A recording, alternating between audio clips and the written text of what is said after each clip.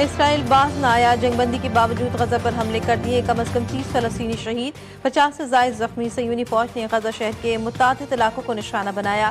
الشفا اسپتال پر بھی حملہ، ناصر میڈیکل کمپلیکس میں بھی 8 فلسطینی شہید ہوئے، 3 بچے شامل۔ القصام بریگیڈز نے قیدیوں کی لاشوں کی حوالگی مؤخر کرنے کا اعلان کر دیا، خبردار کیا کہ مزید اسرائیلی کارروائیاں تلاش اور بازیابی کے عمل میں رکاوٹ ڈالیں گی۔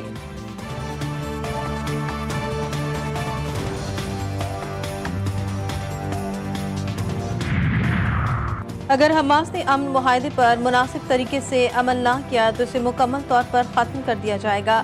امریکی صدر ٹرمپ کی دھمکی، کہا اسرائیل کو اپنے دفاع اور جوابی کارروائی کا پورا حق حاصل ہے۔ اسرائیل کے اقدامات مکمل طور پر جائز ہیں، امن اسی وقت ممکن ہے جب دہشت گرد تنظیموں کا خاتمہ کیا جائے۔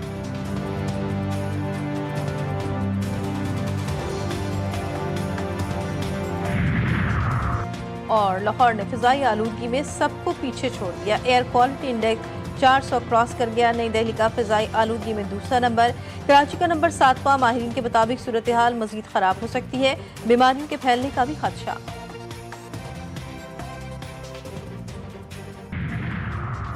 سندھ حکومت سڑکیں درست کرے، پھر ای چالان سسٹم نافذ کرے۔ کراچی کی سڑکیں کچے راستوں سے بھی بدتر ہیں، لیکن جرمانے عالمی معیار کے مقرر کیے جا رہے ہیں۔ امیر جماعت اسلامی کراچی منم ظفر سنگھ سرکار پر برس پڑے، کہا سندھ حکومت عوام کو آگاہی دینے کے بجائے محض جرمانوں سے خزانے بھرنے میں مصروف ہے۔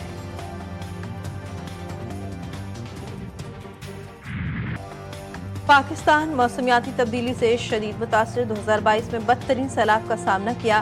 سیلابی صورتحال سے ہزاروں ایکڑ پر کھڑی فصلیں تباہ ہو گئیں، لوگوں کے مکانات کو نقصان پہنچا اور قیمتی جانوں کا ضیاع ہوا۔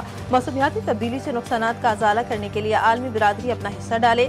وزیراعظم کا سعودی فیوچر انویسٹمنٹ انیشیٹو کے کانفرنس کے تحت اعلیٰ سطح کے گول میز مباحثے میں اظہار خیال، کہا مسلسل قرضوں سے ملکی معیشت کمزور ہوتی ہے۔ ایف بی آر کے ڈیجیٹائزیشن سے واضح طور پر کرپشن کم ہوئی، اپنی غلطیوں سے سبق سیکھ کر آگے بڑھ رہے ہیں۔ پاکستان مصنوعی ذہانت سمیت جدید ٹیکنالوجی کے حصول کے لیے تیزی سے آگے بڑھ رہا ہے۔ ہم مصنوعی ذہانت سے فائدہ اٹھانے کے لیے تمام وسائل بروئے کار لا رہے ہیں۔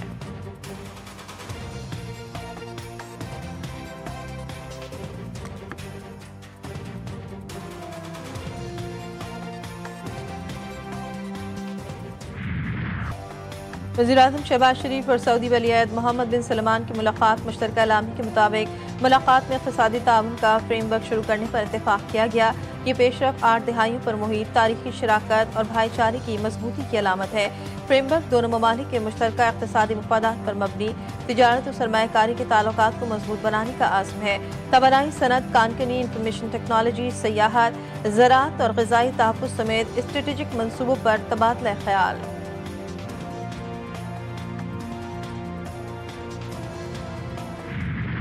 فیلڈ مارشل سید عاصم منیر کا مصر، اردن اور سعودی عرب کا تاریخی دورہ، اہم عرب ممالک کا دورہ، کامیاب ملٹری ڈپلومیسی کی شاندار مثال۔ مصر، اردن اور سعودی قیادت کا پاکستان کی مسلح افواج پر مکمل اعتماد کا اظہار۔ فیلڈ مارشل کے اہم دوروں میں انسداد دہشت گردی، دفاعی تعاون اور انٹیلیجنس اشتراک پر اہم بات چیت کی گئی۔ فیلڈ مارشل کا دورہ مسلم ممالک کے مابین عسکری اتحاد اور یکجہتی کی مضبوط علامت ہے۔ Chairman joint chiefs of staff committee general Sahil Shamshad کا بنگلہ دیش کا سرکاری دورہ، بنگلہ دیشی آرمی چیف سے ملاقات کی، دفاعی تعاون کے فروغ پر اطمینان کا اظہار۔ عسکری قیادت کی سطح پر باہمی دوروں کے تسلسل پر اتفاق کیا، علاقائی و عالمی سیکیورٹی صورتحال پر تبادلہ خیال کیا گیا۔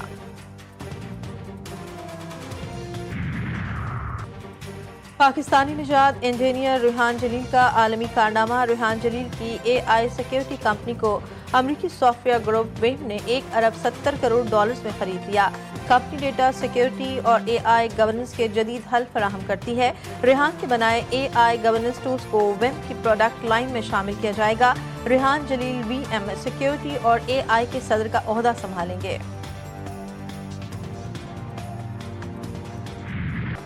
امریکی صدر ٹرمپ سفارتی آداب اور ضوابط بھول گئے، جاپان میں استقبالیہ تقریب میں ٹرمپ لہرا کر دائیں بائیں چلتے رہے۔ ٹرمپ کی حرکتوں سے جاپانی وزیر اعظم بھی حیرت زدہ، کیمرے نے ٹرمپ کی آنکھوں میں نیند کی خمار کو بھی محفوظ کر لیا۔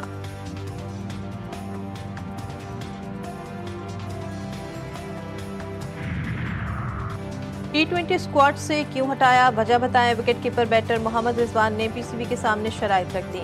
सेंट्रल कॉन्ट्रैक्ट पर दस्तखत करने से इनकार। मोहम्मद रिजवान के अलावा बाकी तमाम खिलाड़ियों ने मुआहदे पर दस्तखत कर दिए। पीसीबी ने 30 कौमी क्रिकेटर्स को सेंट्रल कॉन्ट्रैक्ट पेश किए थे। मोहम्मद रिजवान 10 क्रिकेटर्स के साथ बी कैटेगरी में शामिल किए गए थे।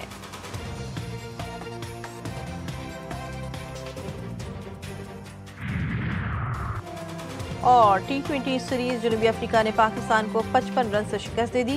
कौमी टीम 195 रन के हदफ के जवाब में 139 रन बनाकर आउट। साइम अयूब 47 रन बनाकर नुमाया रहे। साहबजादा फरहान 24 और मोहम्मद नवाज 36 रन बना सके। एक साल बाद वापस आने वाले बाबर आजम 0 पर आउट। कप्तान सलमान आगा 7 गेंदों पर सिर्फ 2 रन बना सके। जनूबी अफ्रीका ने पहले खेलकर 9 विकेटों पर 194 रन स्कोर किए थे।